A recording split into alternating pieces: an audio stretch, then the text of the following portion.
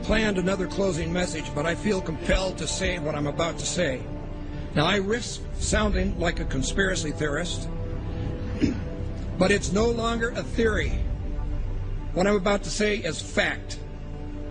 The secret organizations of the world power elite are no longer secret. They have planned and are now leading us into a one-world communist government.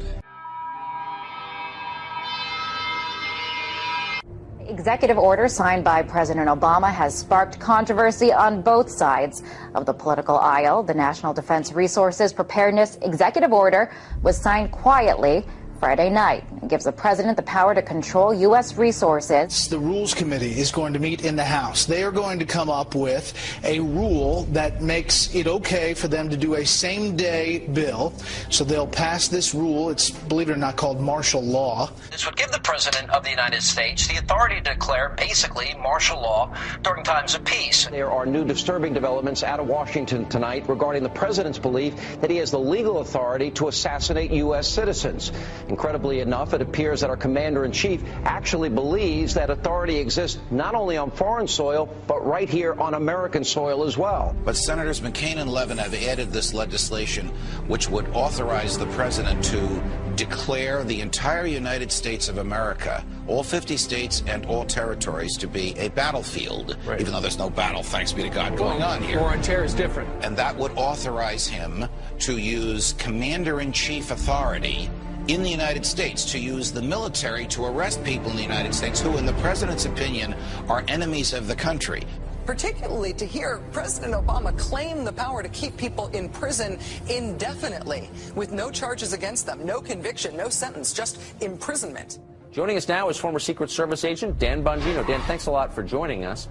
What do you mean there's no such thing as gun control, only people control? Tell me what that means.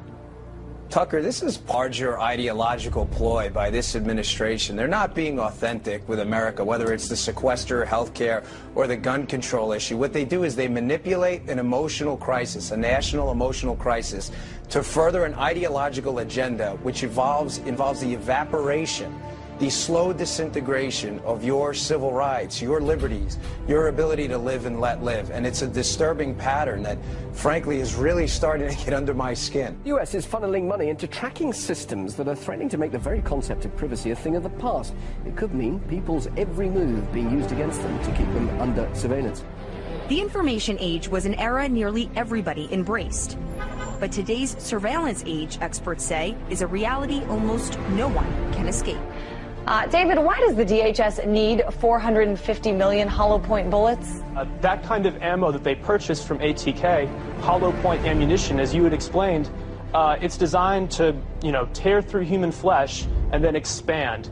It's designed to kill people. This is not the optimal kind of ammo you would buy for target practice. It's more expensive and it's more precise. Do you think this is a sign that they're preparing for some sort of mass civil unrest? So they have an open bid right now, DHS, for even more ammunition, for 175 million rounds of .223 caliber rifle ammo. It's almost identical to the ammunition used by NATO peacekeeping forces. So that's very interesting. Are they planning on some kind of widespread economic unrest in the U.S.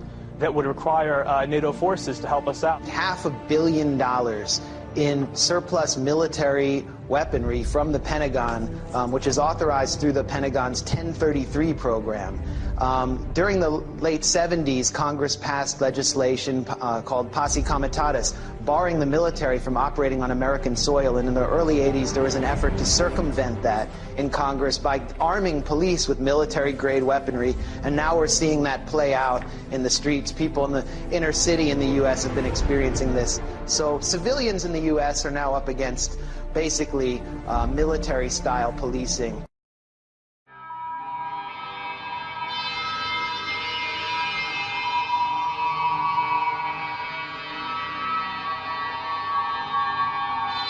The Department of Homeland Security sent to law enforcement agencies across the country warning about the potential for an increase in right-wing extremist activity. It warns about groups and individuals dedicated to single issues like abortion, immigration, and gun rights. Tonight, our focus is on every American's right to freedom of expression and freedom of religion. It's the Christians who are under siege by government officials and anti-religion groups who think Christmas and Christianity have no business in the public arena. The Department of Defense has just issued a new list of extremists that should be watched. And on that, in fact, number one, past the Muslim Brotherhood, and past Hamas, Hezbollah, number one, evangelical Christians. We begin tonight with a newly leaked U.S. Army military police training manual for what they are calling civil disturbance operations. The Army manual outlines the plan to kill rioters and demonstrators in America. That's right, they have plans to confiscate our firearms and kill American citizens on U.S. soil. This during a mass civil unrest, I guess, shooting innocent civilians perhaps. And it goes on to describe how prisoners will be processed through internment camps. Wow. So there you have it. Our own military being trained for armed conflict with U.S. citizens.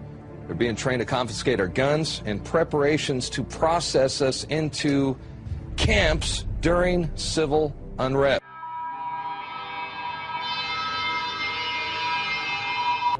A pretty scary scene along the Chicago River turns out to be a military training exercise. There was nothing routine that folks reported about seeing the jarring, as they witnessed the jarring scene of at least 3 Black Hawk helicopters flying at times in close order formation. Just in, a military drill in downtown Miami, complete with these Black Hawk helicopters, elite soldiers and police officers swarming the street.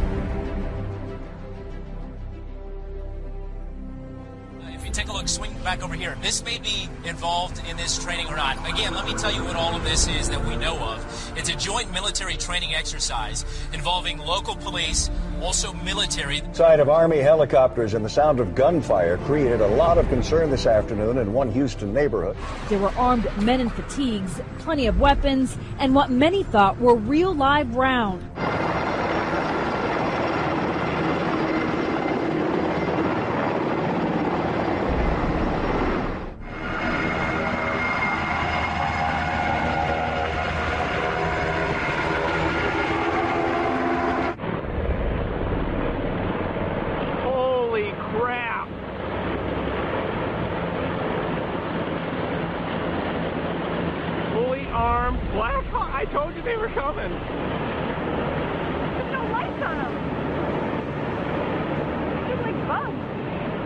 So here's the article by Steve Watson.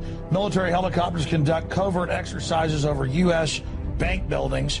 This is all part of other drills going on to acclimate the public to being attacked by our own military that are happening here in the United States. Here it is. LAPD and elite military units conducted extraordinary counterterrorism training in the skies above downtown L.A. tonight. At one point, they made what appeared to be a drop-off at a park. Within seconds of landing, the helicopter was back in the air. It was a strange sight in the skies over Los Angeles. Military Special Forces flying a practice mission last night, and there are more exercises scheduled for today. The entire city of Boston is in lockdown. In the suburb of Watertown, police with guns drawn are searching door to door. I mean, we had martial law up there. FBI and all these agents coming in, closing things down, going to people's houses.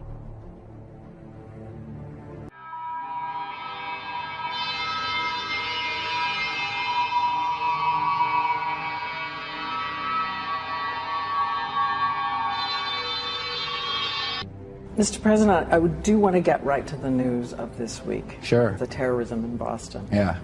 Many people have wondered if it took you right back to 9/11 when you heard it. Well, at first, I was deeply concerned that there might have been a organized plot.